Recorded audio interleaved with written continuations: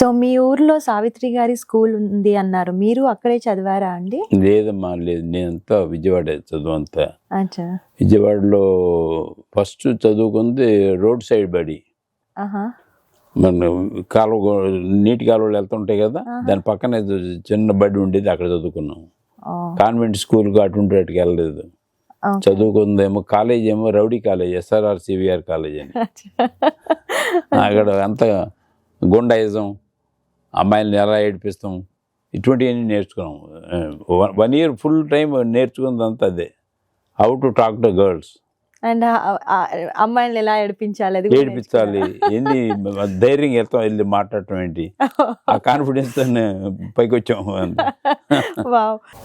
So మీరు road side బడి అంటున్నారు, రౌడీ కాలేజ్ అంటున్నారు, మీరు కూడా ఎంతమంది వెనకబడినరు? వెనక పడటం కన్నా మనం practice, basically practice makes perfect కదా. అప్రోచ్ అవ్వటం, మనం పెద్ద ఆయనకి వెళ్ళి ఇంటర్వ్యూ ఇచ్చినట్టుగానే ఒక అమ్మాయిని వెళ్ళి ఏ విధంగా మాట్లాడాలి, అందువలన ఈ రోజు వరకు నేను ప్రాక్టీస్ చేస్తాను. How to talk to strangers, what conversations you can make. ఇప్పుడు when you go on the flight, by the time you go and get down, you become friends at least 6 people. So you develop, everybody has a story to say. It is how to get the story out of them.